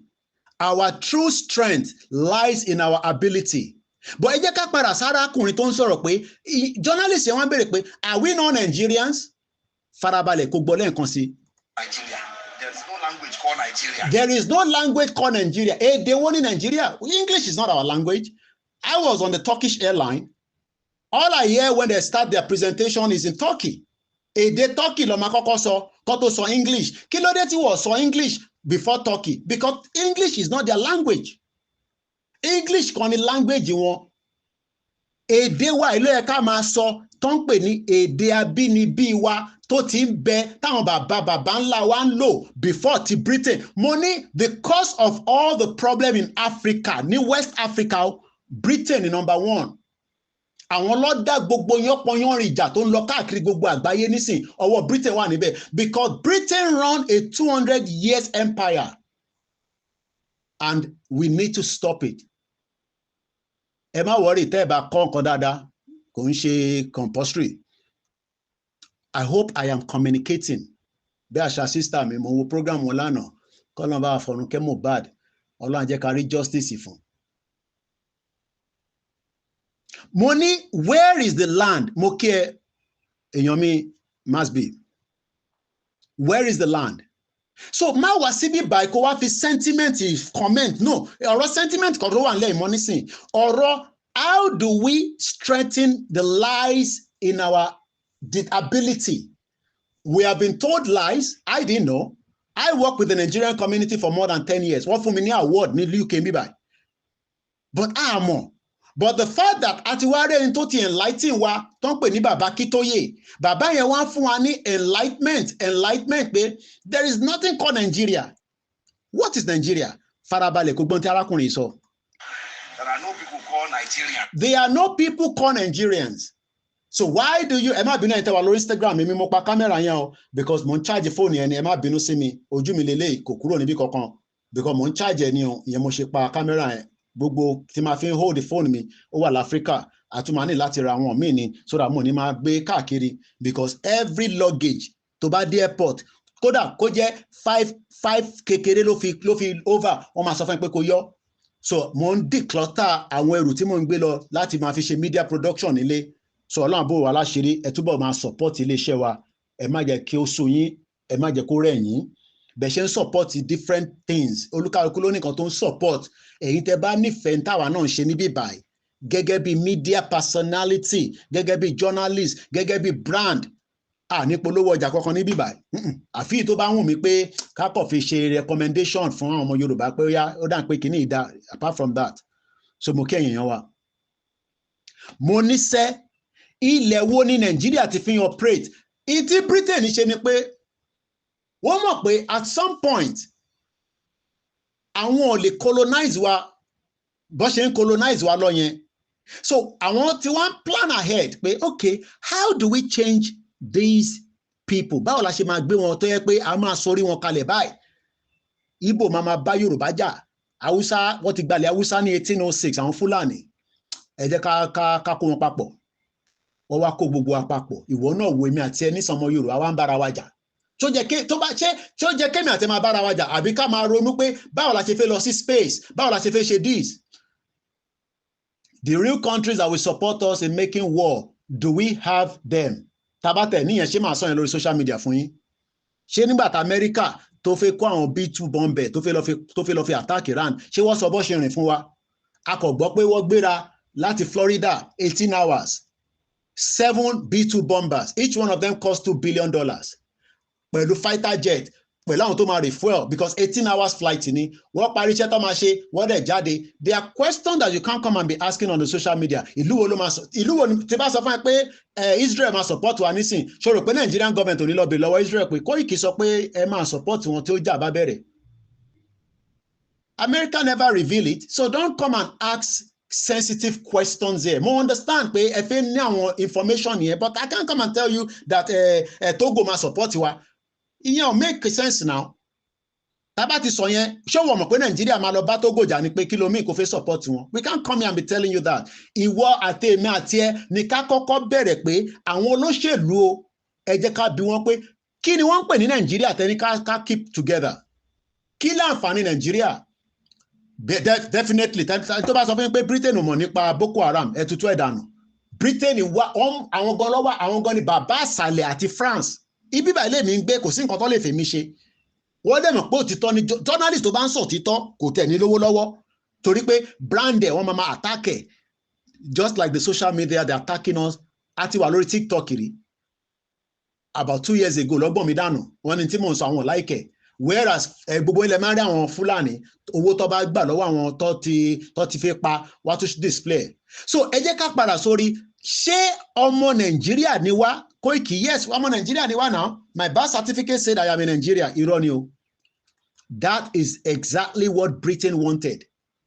Britain wá fún wa ní impression pé tó o bá dé UK ò lè ṣoríire, tó o bá kúrò Nàìjíríà ò lè ṣoríire, but lórí ilẹ̀ yẹn àwa la ní gbogbo nǹkan. Ẹlòmíì nísìn sórí fóònù tí mo fi ń rìkọ́dì góòlù tó send sí mi tó gbé láti Ọ̀ṣun state nígbà ayé Buhari mo lè sọ nísìnyí o. Ẹni tó send sí mi ó ní kò ń ṣejọ́ kan ló fi ń gbé wá every day ló ń gbé góòlù wá látọ̀ṣun. Ẹ lọ wo Ọ̀ṣun state nísìn, you will cry for your people. You will cry because what they've done is that they are moving these resources out just like they did during the slave trade. Tó o bá mọ̀ tán pé the slave trade lọ sí Liverpool Museum àbí tó o bá láǹfààní àti wọ UK pé wọ́n fẹ́ ní visa lọ sórí Google kó type in slave museum èmi débẹ̀ wàá sunkún fábíàmọ́ wàá sunkún fún ìntí Britain ṣe fún Africa tó ń pè nílẹ̀ Yorùbá. Jẹ́ ká padà sórí fídíò ìmọ̀ọ́bọ̀. We are only deceiving ourselves. We are not Nigerian. Journalists yẹn wọ́n bẹ̀rẹ̀ pé we are not Nigerians. Ó mọ̀ pé ó máa sound stupid náà tó kí ni Koiki sọ yìí? Are we not Nigerians? Yes, according to Nigeria we are Nigerians, but in the reality of fact we are not Nigerians because Nigeria only existed from 1914. Ààrẹ ni tó bí ní 1913, ààrẹ ni tó bí ní 1912, ààrẹ ni tó bí ní 1909. All these are records that are there. But Britain ní ká má worry, ká lọ unite. Lóòótọ́ èdè yín kò ṣe kankan náà, but ẹ lè manage o. Okay, nísìn, ṣé ìwọ ọmọ Yorùbá nísìn, ó yá lọ dìbò fún Peter Obi. Tó bá di 2027 tẹ́ fẹ́ dìbò, ṣó lè dìbò fún Peter Obi? Ó lè dìbò fún Peter Obi now because Peter Obi ọmọ Igbo ni. We are not one. Ṣó lè dìbò fún Àtíkù? Àwọn tó bá máa dìbò fún wọn, àwọn tó fẹ́ jẹ lára wọn nìkan ni. But ọmọ Yorùbá gidi máa sọ, ìbí yẹn làwọn èèyàn sọ fún wa ní 2022 nígbà tó fẹ́ lọ dìbò pé Koiki àwọn tí mo agenda yín o, ẹ fẹ́ jẹ́ kí Tinubu wọlé lẹ ṣe ń pariwo Yorùbá nation, Yorùbá nation. Nígbà fún yín, ẹ lọ dìbò fún Tinubu. Kí láǹfààní Tinubu ṣe? Tinubu ò lè ṣe nǹkan kan nínú Nàìjíríà because àwọn stakeholders tó ní Nàìjíríà wọn ò ní jẹ́ kí Tinubu rí nǹkan kan ṣe. Wọ́n máa lọ́ọ̀kì Tinubu, àwọn oní stakeholder, devil of Sokoto tẹ́ ń pè ní Sultan of Sokoto yẹn olórí burúkú tó ní kú síbi táṣù ẹ̀ wà. Bọ̀bọ̀ tẹ́ ń pè ní Sultan of Sokoto yẹn olórí burúkú ayé àtọ̀run ni. Òun gangan ni brain behind Britain agenda. O lè máa agree, but o máa tán pè ní Usman Dan Fodio. Bàbá Usman Dan Fodio. Usman Dan Fodio, àwọn ọmọ tó bí, òun ni Sultan of Sokoto. Àwọn ló wà behind bó ṣe gbalẹ̀ Haúsá ní 1806. Ṣòro páwọn tó gbalẹ̀ Haúsá ní 1806 níjọ́ náà lọ́hùn, ilé ayé ti wá lajú nísìn. Màláfíà sọ fún wa pé gbogbo nǹkan lọ ní bọ̀mọ́bọ̀ jàgbọ́ lè tán. Kò yẹ nísìn. A lè má ra àwọn ọmọ lórí burúkú tó máa wọlé ẹ̀mọ̀ pé àwọn ọmọ ọ̀ràn kíran wà nù wọn. Ẹ má wọrí, wọ́n máa já wọn sí blocking ni. Èmi ò ní time, èmi ò fúnyàn ní space rárá. Tó bá ti sọ kábàkàbà máa gbé iṣẹ́ ẹgbẹ́ ni, o lè rí wò mọ́ nìyẹn. Torí kò ń ṣe platform ilé ẹ̀kọ́ wà lọ bá àwọn Fúlàní ẹgbẹ́ àwọn ọmọ Yorùbá ni mò ń bá sọ̀rọ̀. O lè má like bí ṣe ń sọ̀rọ̀. Èmi ò ń ṣe àwọn media yín tó wà Nàìjíríà tó ń pọ́n yín lé. No. I say it as it is. Torí pé a gbọ́dọ̀ sòtítọ́, òtítọ́ dẹ̀ ló máa lékè. ẹ lè disagree pẹ̀lú wa lénìí tó bá di ọ̀la tílẹ̀ Yorùbá bá dúró ẹ máa sọ pé so lóòótọ́ tẹ làwọn aráàbí ń jà bọ̀ lọ́kàn yín ẹlòmíì rò pé nǹkan tá a máa jẹ nínú ẹ̀ là ń wá. Èmi ti kúrò Nàìjíríà ní 1998 mọ̀mísí mi ti kúrò Nàìjíríà ní 1990 nígbà tí wọ́n ń ṣẹ́ dọ́là sí ó fẹ́ lọ pé 35 naira ni mọ̀mísí mi ti ya dànù mọ̀mísí mi jápa ni má jẹ́ kẹ́ni kankan sọ fún ẹ pé èèyàn wá ń kàwé ní abroad irọ́ ni ó jápa gidi 1990 ni mọ̀mísí mi ti jápa kúrò Nàìjíríà 1990 èmi kúrò Nàìjíríà ní 1998 ti bẹ̀rẹ̀ election tèmi fi kúrò Nàìjíríà so ti bá wá ń sọ fún ẹ lẹ́ni pé ká dá dúró ṣé in tí mo fẹ́ jẹ yẹn ni mò ń sọ̀rọ̀ nípẹ̀ àbí ìkọ̀kọ̀kan ni mo ti ń jẹ láti ọmọ náà pé 98 27 years ni mo ti fi gbé ní UK so mo ò ní kankan tí mò ń jẹ so ìgbà tá bẹ̀rẹ̀ Yorùbá nation la ṣe bẹ̀rẹ̀ sí ń jẹ nǹkan àbí mò ń bọ̀ wá bẹ́ẹ̀ ó kù díẹ̀ farabalẹ̀. Okay, where is Nigeria? Where is Nigeria? What defend Nigeria? But Britain àtàwọn àgbáyé sọ fún yín pé ká defend Nigeria but tó bá fẹ́ wá defend Nigeria tó bá fẹ́ travel nísìn wá sọ fún ẹ pé kí ló fẹ́ lọ ṣe l'Amẹ́ríkà mo fẹ́ lọ rí grandma a fẹ́ lọ ṣe ìyàwó. Everybody knows that there is nothing called Nigeria. Tá bá dá dúró gẹ́gẹ́ bí orílẹ̀-èdè gẹ́gẹ́ bí country ń bọ̀ àwọn tó máa ń send request tá bá ti ban wọn ní ráyè send ẹ̀ mọ́. Tá bá ti dá dúró yes mo fẹ́ káwọn Ìgbò wá bá wa gbé but báwo ló ṣe máa bá wa gbé a gbọ́dọ̀ mọ Ìgbò tó fi wá bá wa gbé a máa fún wọn ní visa a máa fún wọn ní resident permit a máa monitor wọn just like the Britain I was not born in UK lóòótọ́ younger sister mi tó bí tẹ̀lé mi the last born mom sí mi UK lọ bí sí nígbà tó dẹ̀ bí sí UK ìbá pé UK ò tí bẹ̀rẹ̀ sí sọ pé ọ̀rọ̀ ìwé tó le nísìn níjọ́ náà lọ́n tó bá bíyàn sí bíbẹ̀ automatic ni ẹ as a British citizen ṣó mọ̀ pé èmi náà yẹ kémi náà jàǹfààní British citizen tó bá yẹ kó bí mi síbẹ̀ ní 1978 but the fact that pé wọ́n bí mi síbẹ̀ ní 1978 wọ́n bí mi sí Nàìjíríà lọ́ọ́ ṣe ń pè mí ní Nigerian citizen o ṣó mọ̀ pé tó bá yẹ kó bí mi sí bíbẹ̀ ní 1978 I will not be a Nigerian citizen but I will have parents that are Nigerians. The fact then is ṣé bí nǹkan ṣe ń lọ nísìn ilẹ̀ wo gángan ní Nàìjíríà ní wá bá mi defend ilẹ̀ náà ṣé Kwara State ilẹ̀ Nàìjíríà ni ìyàn kan ní mine is 45 years into UK and leisure it battles in 28 nations 460 cities ẹ ṣe gan ni ṣé ìpínlẹ̀ Kogi ilẹ̀ Nàìjíríà ni ìpínlẹ̀ Èkìtì ṣé ilẹ̀ Nàìjíríà ni ìpínlẹ̀ Ondo State ṣé o mọ̀ pé Ondo State ni wọ́n ti rí ìwo elérú ibìkan wà tó ń pè ní ìwo elérú tó ti rí score yẹn nísìn wọ́n ní how many years a máa débẹ̀ bó farabalẹ̀ kó gbọ́n tí brother ìsọ tán. Where is the land called Nigeria? What is the Nigerian language? Where is the land? Tó bá ṣàfẹ́ defend Nigeria o gbọ́dọ̀ lè sọ fún mi pé Àkọ́ìkí Ọ̀yọ́ state yẹn o Ọ̀yọ́ state yẹn o ilẹ̀ Nàìjíríà ni o àwa bẹ̀rẹ̀ sí ń ṣe àyàngbìfọ̀ báwo ló ṣe jẹ́ ilẹ̀ Nàìjíríà ilẹ̀ Yorùbá ni ẹ ṣe gan ni ẹ̀yin tẹ́ àwọn onílàkàyè là bá sọ̀rọ̀ níbẹ̀ yìí ibà yóò ń ṣe o máa wọlé o máa búyàn níbí báyìí wàá farabalẹ̀ torí pé púpọ̀ nù wà lá nílàkàyè bọ̀ tó o bá nílàkàyè tó bá wọ bíbẹ̀ tó ń fi sentiment torí o fẹ́ràn olóṣèlú àwọn olóṣèlú ò fẹ́ràn ẹ o forget it àwọn olóṣèlú tí wọ́n fẹ́ràn yẹn àwọn ò fẹ́ràn ẹ wọ́n ọ̀dẹ̀ ríta yí ẹ wá China has their own language olúkálukú ló ní èdè tiẹ̀ èdè tiwa ní èdè abínibí wa èdè kóòtù òjíire adẹ̀ ní àṣà a ní ìṣẹ̀ṣe tiwa ìyàn má bá yàn jà pé Christianity má bá mùsùlùmí jà mo gbọ́ pé ẹ má ń bára yín jà gan lórí TikTok ẹ má bára yín jà ṣe rí freedom yẹn ni ká kọ́kọ́ gbà tá bá ti gba freedom ẹ rí i pé gbogbo wa pátá bẹ́ẹ̀ ni Nigeria doesn't have a language but àmọ̀ tẹ́lẹ̀ pé Nigeria ò ní language ẹ gbọ́ mi yé àmọ̀ tẹ́lẹ̀ wọ́n ní don't speak vernacular nígbà tẹ́mi lọ sí Abẹ́òkúta grammar school o tó bẹ́ẹ̀ kó sọ Yorùbá nínú class kábíyèsí Elédùmarè wàá sọ Yorùbá nínú classroom kí ló máa sọ kó ṣe tó fẹ́ sọ Yorùbá nínú classroom ṣé Yorùbá school ló wà ní ṣé Yorùbá country ló wà ní àṣé ànílàákàyè àmọ̀ pé irọ́ ló gbé fún wa ẹni tó wá lọ sí Germany lẹ́ni nísìnyí ọ̀kan pè mí láti Germany kò ń ṣe olóyè gbowó ẹni ẹ̀ wá ní bàbá Koiki mo ṣe ń kọ́ èdè ni o mo nílùú wo lẹ́wà wọ́n náà wà ní Germany sori pé reason tèmi ò ṣe lè kọ́ èdè bẹ́ẹ̀ ni you will pay money for speaking Yoruba in the school àwọn ọ̀tẹ̀ sanwó bọ̀ tó máa ń náyàn lẹ́gba ni kí ni gbogbo ilé ní làákàyè yẹn tẹ́lẹ̀ èmi náà ní làákàyè yẹn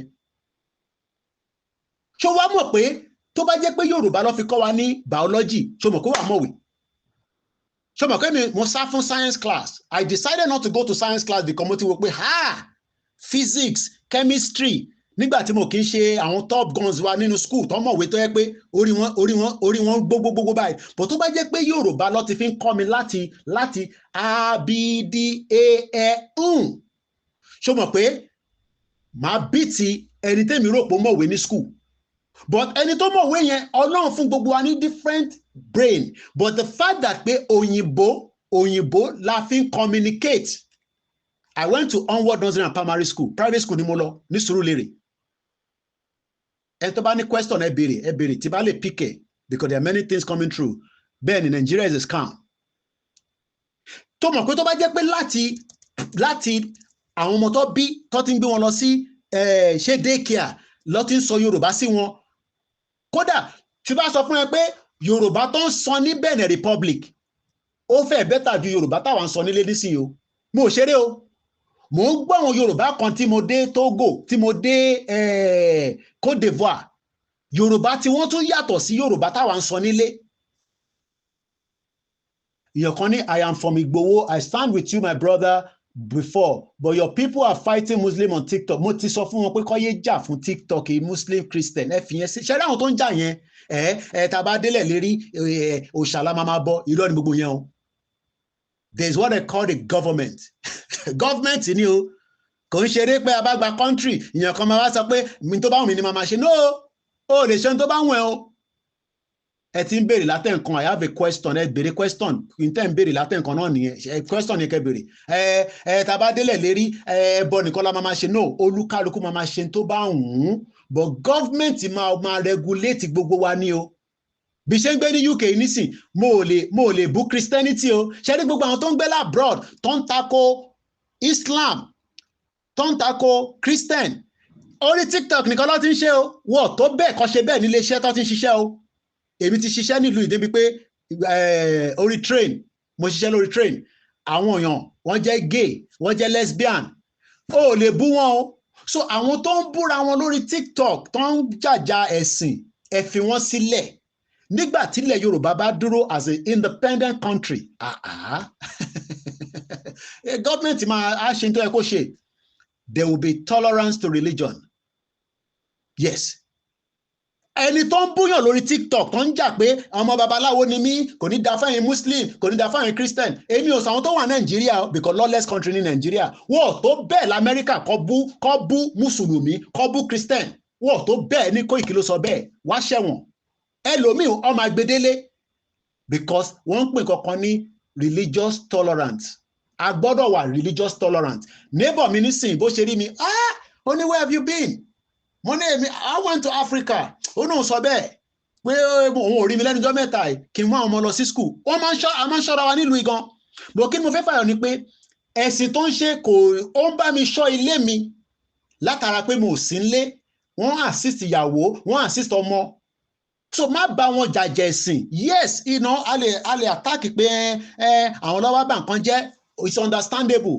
but when we are talking about a civilized country àgbà country bí North Korea Ọlọ́run yẹ kémi wà ní country bí North Korea o ní right láti ṣẹ̀ṣẹ̀ ṣe but problem ta máa ní ni pé àwọn tó ń ṣe Nollywood olórí burúkú yẹn má bínú pé mo lo language bẹ́ẹ̀ yẹn àwọn born bastard slogan tiwa nìyẹn ìtàn máa ń ṣe ni pé a máa gbọ́ Jesus ló na babaláwo pa nínú movie ṣé mo pé àmọ̀tẹ́lẹ̀ ẹ má bínú pé mo kọ̀ divert a little bit a máa gbọ́ pé nígbàtí Jésù wá dé báyìí gbìrìgbìrìgbìrì ó na babaláwo mọ́lẹ̀ all those things were mentally àmọ̀tẹ́lẹ̀ but right now if you play it back you realize that kí ló dé tí Jesus ó gbọ́dọ̀ ṣe na babaláwo kí ló dé tí Jesus ò na ẹni tó jẹ́ Jesus ẹ̀ bẹ́ẹ̀ pa ó ṣe jẹ́ babaláwo àti Jesus lè gbé papọ̀ All these were agenda by the West. Olórí burúkú ayé àtọ̀run ni West.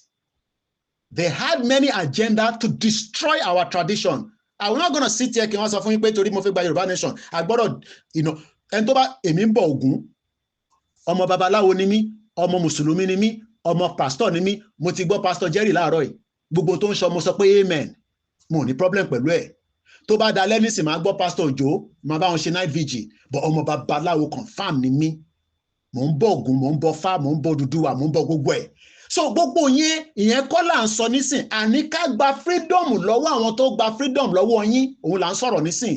Ibo ló ti gba freedom lọ́wọ́ ẹ? Wọ́n gba freedom látara pé wọ́n ń pè bí kan ní Nàìjíríà, kò sí nǹkan kan tó ń jẹ́ Nàìjíríà, yẹn lèmi wá bẹ́ sọ. Ẹ jẹ́ ká gbára wa sílẹ̀ ká lè dá dúró. Ìyẹn kan comment, mo rí comment yẹn, but ó dà pé àwọn kan response. Ẹ jẹ́ kí n play video kí n lè scroll back láti bẹ́ẹ̀ ni ẹlẹ́bọ ni mí. Kábà píà ìmọ̀ sọ fún babaláwo mi kí ló dé mò ń dífá bẹ́ẹ̀ ni ìyẹn ọba ẹ̀sìn mi jẹ́ pé mo jẹ́ Muslim. I was born as a Muslim and I still believe I'm still a Muslim ni mí. O lè yọ mí kúrò pé torí àwọn àgbà Yorùbá nation kan wá ní Muslim eléyìí o tó tún ṣe ẹlẹ́bọ. No, ẹlẹ́bọ confirm ni mí. Gbogbo yẹn la mọ̀ tẹ́lẹ̀. Nígbà tó fẹ́ sin queen wọ́n mú ẹran dání. Wọ́n ṣó wa níbi tó pa ẹran yẹn sí ni, wọ́n fi ẹran yẹn wọ́n ta ẹ̀jẹ̀ sórí Ògún ni. So má jẹ́ kẹ́ni kọ́kọ́ confuse ẹ̀. In tá ń jà fún òun ni freedom wa. Freedom yẹn ni ká dúró lé lórí. Ká má deviate, ká má sá síbí, ká má sá sọ̀hún. Ẹ ṣé gan ni alàgbà wa sọ pé Koiki, Nigeria is a drama, scammer, thief, robbery, killing. Bẹ́ẹ̀ ni ẹ parọ́, ẹ má bínú lẹ́ẹ̀kan sí pé èmi ni mo pa kámẹ́rà yẹn, mò ń charge fóònù yẹn ni. Tí bá ti ra àwọn device tó kù tó máa hold the phone yẹn, à lè máa ṣe all together. So ẹ ṣé gan ni. So ẹ má jàjẹ̀ sìn, ẹ̀yin tẹ́ wà lórí TikTok. Yes, ẹ promote culture wa. Ẹ jẹ́ káwọn èèyàn mọ̀ pé a máa bọ Ògún ni sẹ́ẹ̀. A dẹ̀ lè jẹ́ kọ́ ọmọ Ìgbò lọ máa bọ Ògún fún wa ní Ọ̀ṣun festival. Èyí tí Adeleke fẹ́ ṣe. All this is reason why ta gbọ́dọ̀ gba country wa so that a lè protect, preserve. Wọ́n pè kíní kan ní preservation. A gbọ́dọ̀ preserve culture wa. Ẹ̀sìn tó ń ṣe kò gbọ́dọ̀ ta sí culture wa rárá. Tradition tiwa nìyẹn. Tó bá dé India, bó ṣe ń ṣe ní India gbọ́dọ̀ ó láwọn festival kan tí mo fẹ́ lọ tọ́lọ̀ bá fún mi láyè. Ó láwọn festival kan tó máa ń ṣe ní India tó yẹ pé ìkọ́ntẹ̀ wọ́n náà pé wọ́n ní every 10 years ló máa ń ṣe. Ọdún mẹ́wàá ni. So gbogbo ẹ̀yin tí ẹ̀ ń jà fẹ́ ń bára yín jà Mùsùlùmí, ó lè lé Mùsùlùmí kúrò nílẹ̀ Yorùbá o, but a fẹ́ Mùsùlùmí tó máa jẹ́ terrorist. A fẹ́ Christianity tó máa jẹ́ terrorist. A dẹ̀ fẹ́ aláwo tó máa ṣe jàǹbá fún ọmọ Yorùbá. Gbogbo yẹn máa ní regulation. So olúkálùkù lè máa ṣe different content lórí TikTok, but the reality is that ká kọ́kọ́ gbára wa sílẹ̀. Ká kọ́kọ́ gbára wa sílẹ̀ lórí kíni, lórí pé a kì í ṣe Nàìjíríà. So ẹ jẹ́ ká padà sórí language. Arákùnrin béèrè pé language wo ni Nàìjíríà? Okay, where is Nigeria? Where is the land called Nigeria? What is the Nigerian language? We are nations that had been forced together to live in one pathetic country. Now, o lè máa sọ pé Koiki, look, ẹnu ẹ̀dùn. Yes, communicator ni mí. Mo dẹ̀ mọ̀ star mi. O lè lẹ́yìn pé ká sọ̀rọ̀ mo mọ̀ pa yín dáadáa. Mo dẹ̀ máa bẹ́ẹ̀ ṣe analysis débi pé màá gbé débẹ̀. Now, ṣé ìtarákùnrin yìí sọ ṣé lóòótọ́ ni àbò ń parọ́? Ẹ jẹ́ ká wá lọ béèrè lọ́wọ́ Jonathan. Kí ló dé tí Jonathan ń sunkún sábọ́ nísìn? Gbogbo àwọn olóṣèlú yín pátá látòkè délẹ̀ wọ́n mọ òtítọ́, àmọ́ òtítọ́ yẹn wọ́n ready láti sọ. Jẹ́ ń gbé ẹ débi tí Jonathan ti confirm pé agenda kan ló wà láyé yìí. Ta ló ní agenda yẹn lọ́wọ́? Òun ni Britain. Sórí Britain ò nífẹ̀ẹ́ anybody. Britain tí mò ń gbé yìí tó ń pè ní United Kingdom tó bá ní wọ́n nífẹ̀ẹ́ bàbá irọ́ ló wà níbẹ̀. Jìbìtì àtòlè ni wọ́n. Lákọ̀ọ́kọ́ farabalẹ̀. Ìwọ tó ní àmọ́ reason ta ṣe fẹ́ gba country jẹ́ sáré gbé ti nísùrù Ṣètìmá ló fẹ́ sọ̀rọ̀, ẹ̀yin ò lè rí, ẹ má bínú. Àwọn tó wà lórí tó bá fẹ́ rí gbogbo tí mò ń ṣe torí ẹlòmíì prefer TikTok, ẹ máa lọ sórí YouTube ni. Now ẹgbọ́n tí Ṣètìmá sọ níbí báyìí pé ẹ fún Palestinian ní right to self-determination but kò lè sọ pé kó fún Yorùbá ní right to self-determination. Farabalẹ̀ kó gbọ́ kí n tó lọ mú Jonathan wá. Witnesses to the heart-wrenching situation in Gaza and other Palestinian territories. We cannot discuss war and peace, conflicts and resolution, or humanitarian imperatives today without reflecting on the Israeli-Palestinian conflict that has been raging since 7th August last year.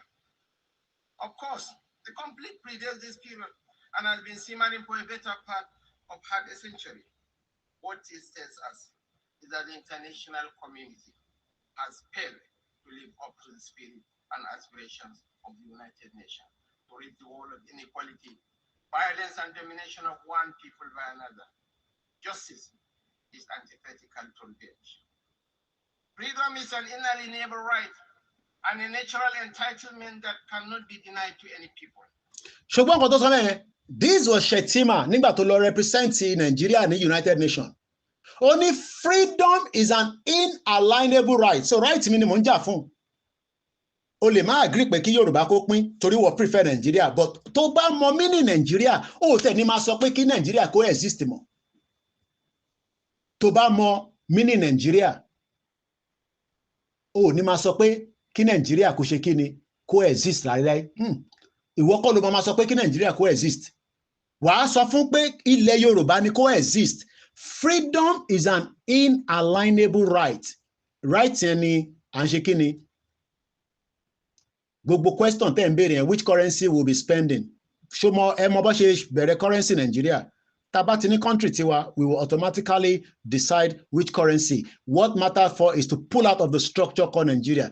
Passport. British citizens were using a passport that has the emblem of the European Union. Nígbà tí wọ́n exit in 2016, wọ́n withdraw gbogbo passport yẹn, wọ́n bẹ̀rẹ̀ sí fún wọn ní new passport míì tó represent Britain. Tá bá ti exit in Nigeria, we would have our own passport. We will have our own currency. We will have our own economy. Gbogbo yẹn is minority issue nìyẹn. The majority issue is for us to first get the freedom out of Nigeria. Òun ni Shettima ń sọ fún wọn ní United Nations floor. But freedom is an inalienable right. Kí ló wá dé tí wọ́n fẹ́ accept right yẹn fún àwa náà? Kí ni meaning Nigeria? Kí ni wọ́n ń pè Nigeria? Ǹjẹ́ wọ́n lè define Nigeria? Tó bá sọ fún ẹ pé kó wá define Nigeria lẹ́ni, kí ló máa sọ? Wà ní Nigeria, we got independent in 19... Oh, lè máa sọ pé we have independent in 1960. Wà á kọ́kọ́ padà sí níbo ni Nigeria ti bẹ̀rẹ̀? O kò sọ pé I am a graduate from University of Lagos State. Níbo ló ti bẹ̀rẹ̀? Ṣé o kò pa gìrì wọnú university ni? O gbọ́dọ̀ ṣe JAMB, o gbọ́dọ̀ ṣe WAEC. WAEC èmi ṣe WAEC ní sí ní 1995. Àbí? So o gbọ́dọ̀ bẹ̀rẹ̀ process. So tó bá ń sọ pé we are Nigerians, yes, based on what we have been told. But right now, evidence has pointed out that nobody is Nigeria. You might not like the statement, you might not accept it. But the fact is,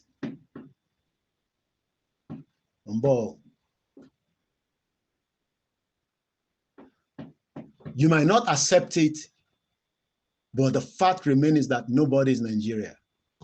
Ó lè má tẹ́ lọ́rùn bẹ́ẹ̀.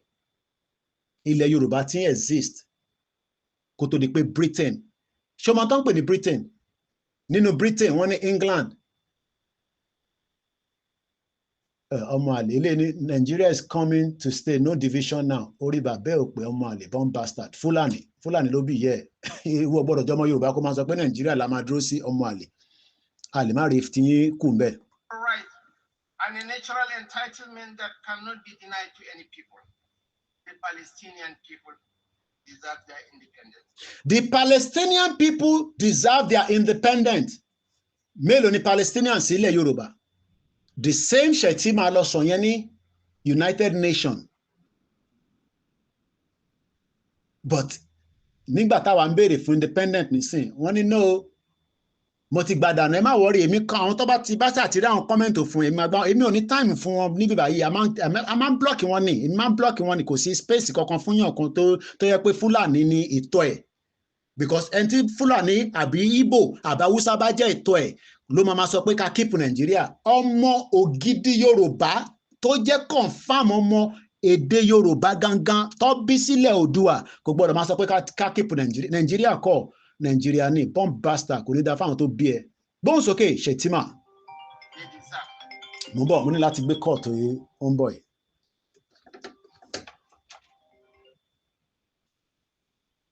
Hello? Yeah. To have a home of their own and territories already recognized by this very assembly and by international law, which is being routinely ignored. Nigeria continues to urge efforts to bring back on track the two-state solution that offers the prospect for a new beginning for the region. Nigeria reaffirms to supporting United Nations peacekeeping operations. Okay. We recognize the need for ẹ má bínú call kan wọlé fún mi ní o ẹ̀yin wa mo gba call kan lórí line ẹ̀ ni. Consequently, we reiterate the call for international support to operationalize the African standby. Kò tẹ̀ sí nǹkan pé ọmọ Yorùbá kan fẹ́ dúró sínú Nàìjíríà. When Britain came to take us out of our land, àtẹni tó fẹ́ àtẹni tó fẹ́ wọ́n ṣe kí ni wọ́n pull one out. So when the right time is applied, bóun ẹ̀ kò fẹ́ Yorùbá nation, bóun ẹ̀ kò máa fẹ́ Oòduà republic, you will wake up in a Yoruba land one day. Bó ṣe jẹ́ nìyẹn. Now, let's quickly go back here and continue from there again. Mo kí gbogbo èèyàn wa tẹ́ ń darapọ̀ mọ́ wa. This is your favorite Koiki Media, bringing the world closer to your doorsteps. A lot of people kọ́ wà lórí social media, wọn ò ní làákàyè kankan, tẹ́ bá rí wọn tán comment jagbajagba. Ẹlòmíì ò mọ kankan. Bó ṣe fẹ́ rí owó bíi pẹ́là lórí TikTok láyé ẹ̀ ń wá bó ṣe fẹ́ jalè bó ṣe fẹ́ ṣe yahoo bó ṣe fẹ́ ṣe fraud so tẹ bá rí wọn tó bá kàn wọlé báyìí pé kí ló ń sọ bẹ́ẹ̀ yẹn Yorùbá nation owó ni mo wá láyé mi jàre ọmọ àlè irú àwọn yẹn kọ́ là ń sọ o ẹni tó ń ro ọ̀la pé níbo nílẹ̀ ilẹ̀ yìí ilẹ̀ tèmi ń gbé lọ́wọ́lọ́wọ́ yìí tó bá jẹ́ pé àwọn bàbá tó ń gbé níbẹ̀ tẹ́lẹ̀ àwọn ìyá tó ń gbé níbẹ̀ tẹ́lẹ̀ wọ́n talẹ̀ yẹn dànù fún Fúlàní ìwọ ṣé tó bá bí ìwọ sórí ẹ̀ nísìn wàá lè máa ṣe yan bọlọ tó ń ṣe lórí ẹ̀ nísìn ẹ jẹ́ ká padà báyìí ká padà sí ibi báyìí lẹ́ẹ̀kan sí we start from the beginning again. Yoruba-speaking tribe of Nigeria has been accepted as the 45th member of the Unrepresented Nations and Peoples Organization. Leader of the Yoruba World Congress, Professor Banji Akintoye, says the membership represents a very important step in the collective quest of well-meaning Yoruba people to achieve the goal of dignity and self-determination.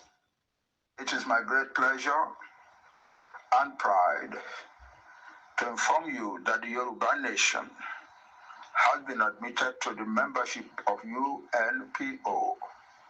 UNPO means Unrepresented Nations and Peoples Organization, with its headquarters in The Hague.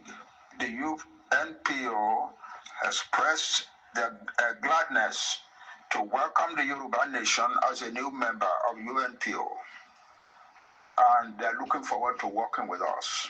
It is important because it is a great stride, and it represents a very important step in our collective quest to achieve the goal of dignity in the country in which we live, and also to achieve the goal of self-determination.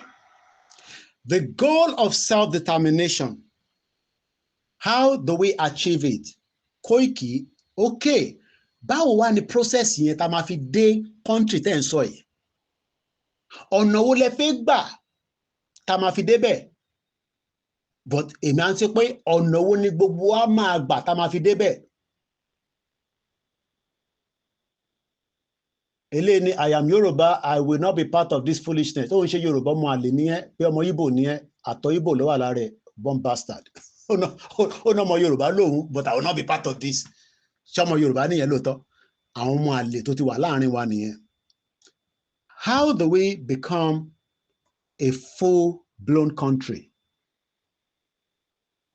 Ọ̀nà wo la fẹ́ gbà tá máa fi ní country? Kí ni process tá máa gbé tá máa fi ní country wa?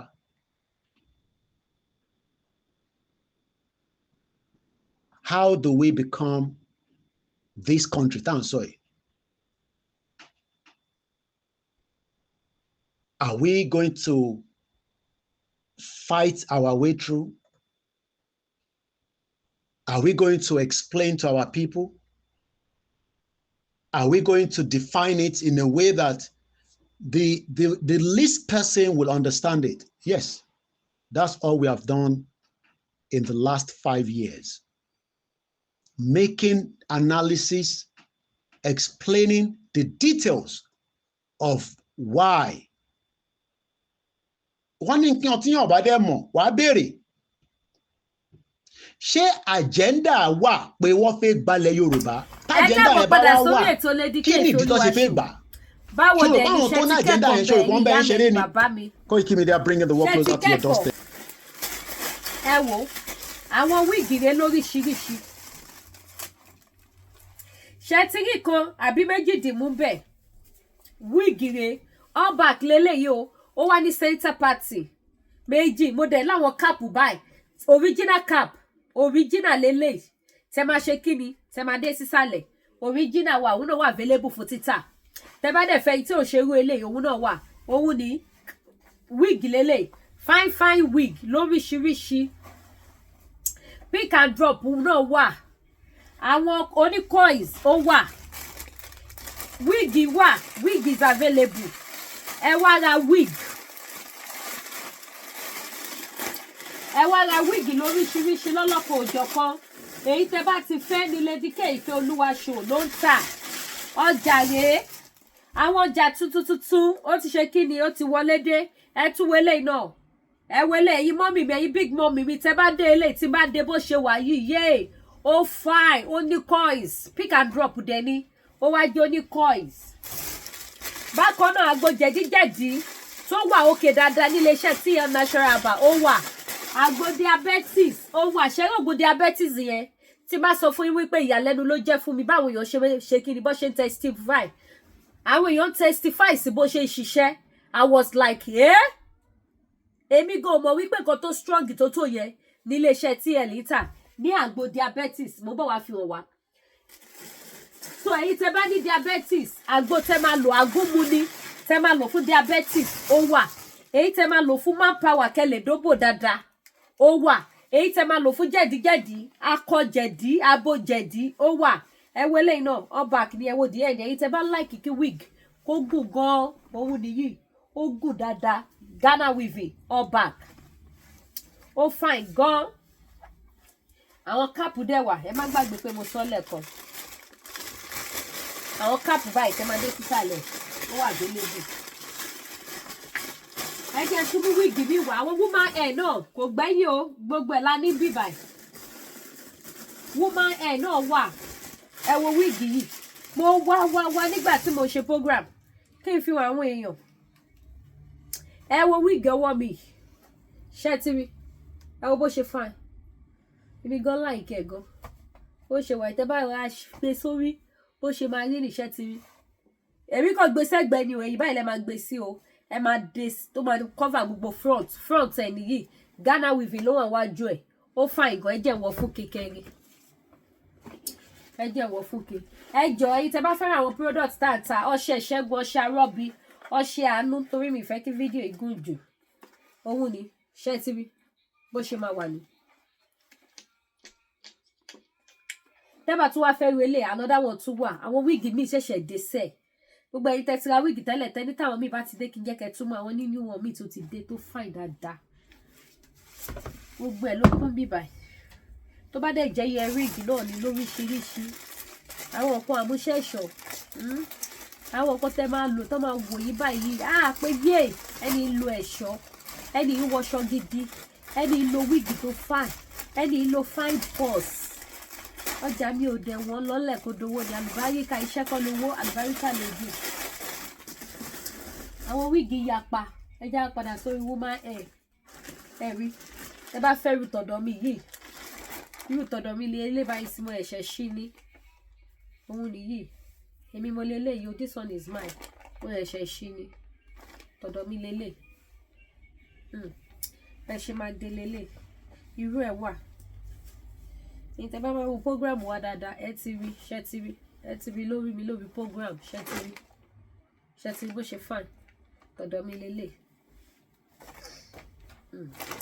so tẹ́ bá fẹ́ irú ẹ̀ ó wà ẹ wo eléyìí náà báyìí sí àwọn woman yẹn tó máa ní coins yẹn eléyìí sì ẹ máa ra fi kóòmù ya ẹ dẹ̀ lè rọra fọwọ́ yín ṣe bákan náà òun nìyí òun ní woman hair gidi ni ṣe wíìgì tó máa ṣe kíni tó máa yọ ètò bá ti fẹ́ wíìgì kúnbí ó kúnbí báyìí lóríṣiríṣi nípa tí program gùn jù lẹ́yìn ẹ̀ ká padà sórí ẹ jẹ́ kí n fi ògùn diabetes wọ̀nyí ògùn diabetes yẹn ti fẹ́ tán kò tẹ̀ wá di ilẹ̀ mọ́ báyìí wọ́n ń bo wìtìwìtì ní òun nìyí àjẹbí idán lẹ̀ ń wò yìí àjẹbí idán àwọn èèyàn ń rà mo fi Ọlọ́run tó dá mi ṣe lẹ́yìn wọ́n dẹ̀ testify wọ́n dẹ̀ ṣàdúrà fún mi ti jẹ̀dígẹ̀dì lélẹ̀ gbogbo jẹ̀dígẹ̀dì tó ti pa yín lóko tó ti ṣe yín léṣe lẹ́yìn yẹn gbogbo ẹ̀ lẹ́ máa yà dànù tí máa ń pa wà lélẹ̀ ẹ máa dóbò dáadáa oko yín á le dáadáa ṣiṣẹ́ gidi kò ń ṣe sáré le sáré wálẹ̀ no ó máa nàró ni bí ọ̀pá jẹ́ síbẹ̀ ibi ẹ bá lè dóbò dé ni ẹ̀yin tẹ́ bá ṣàtìmọ̀ pé mo bòdó dáadáa ẹ má lò ó ẹ̀yin mọ́mì tẹ́ bá dẹ̀ rí pé yes àwọn dádì tí ń ṣòjòwò fún yín pé àwọn tí ń dàgbà làwọn ò ṣe lè dóyin dáadáa mọ́ ẹ má dá wọn lóhùn ẹ ra àgúnmu máa ń pa wàyẹn fún dádì kọ́ lò wá lè dóyin dáadáa ìyẹn bẹ́ẹ̀ lẹ́yìn ẹ̀ ká padà sórí àwọn spiritual items lágbára Ọlọ́run tí ò ní ṣẹ́kù ní wọ́n yínú ayé wa inú mi máa ń dùn pẹ̀lú iṣẹ́ ọwọ́ mi because kò síbi tí mi ti lè fi ṣọwọ́ mi proud because àwọn èèyàn ṣe kí ni wọ́n ní testimony lórí iṣẹ́ ọwọ́ mi so gbogbo ẹ̀yin tẹ́ bá need àwọn nǹkan spiritual ẹ pè Lady K Ìfẹ́olúwaṣọ the baby of Yorùbá nation èmi gangan lèmi wọn nífẹ̀ẹ́ lómi ṣe mi ṣé ọṣẹ àánú lẹ fẹ́ abọ́ṣẹ ẹ̀bẹ̀ àwọn àgbà abọ́ṣẹ arọ́bì abọ́ṣẹ aṣínà àbí connection àbí tó máa fún yín connection àbí ti àmúbọ́ ẹ̀yin tẹ́ máa mú nǹkan tó máa ń bọ́ lọ́wọ́ yín nǹkan tẹ́ máa lò tẹ́ fi ní gbogbo àmúbọ́ mọ́ wà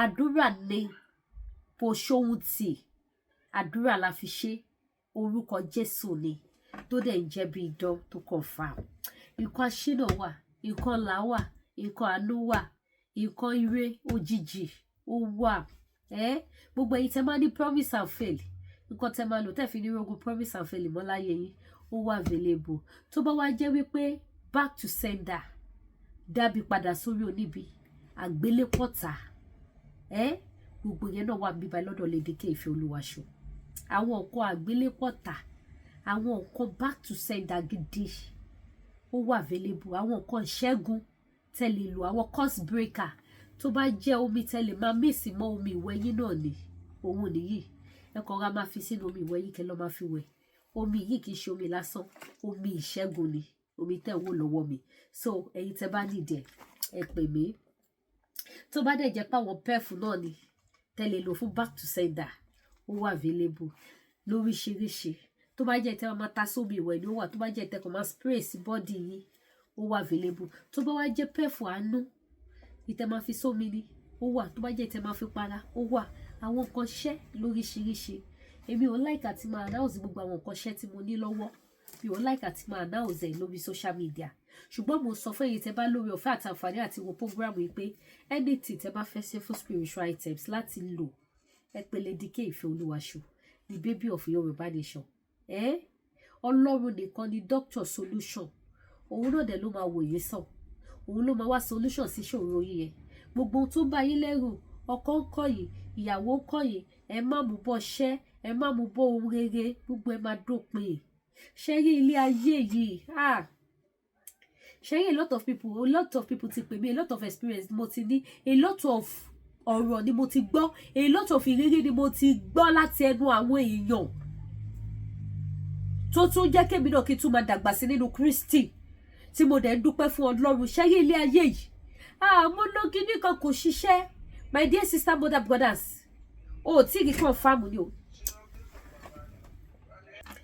so bí mo ṣe ń sọ lọ ẹ má bínú mo ní kọ́ ni òun ló jẹ́ ló airpod so bí mo ṣe lálàyé lọ ṣé ilé ayé mo ti lọ kíní kan mo ti lọ kíní kan tí ì confirm ni o ṣé rí màá tún wá advice yìí tẹ́ bá ti rí confirm ẹ má ṣe kíni ẹ má sọ wípé ẹ dẹ̀ nílò mọ́ bó jẹ́ ẹ̀ẹ̀kọ̀ọ̀kan kẹ́ máa lò ó because ṣé àwọn ogun téèyàn face nílé ayé Sátánì ò kì í sùn o àwọn oníṣẹ́ bí ò kì í sùn kò ń sún wọn kò ń rẹ̀ wọ́n ìwọ ló ṣáájò tó ti sú ẹ ìwọ ló ṣáájò tó ló ti rẹ̀ àwọn tó jẹ́ oníṣẹ́ ibi tí wọ́n ń ṣiṣẹ́ ibi tó ń hùwà ibi kò kí ń sú wọn kò kí ń rẹ̀ wọ́n nígbà tí ò bá wá sú wọn tí ò rẹ̀ wọ́n báwo ló ṣe máa wá sú ìwọ náà ní jẹ́ kó sú ẹni nítorí pé kí ni ògo ló need kì í ṣe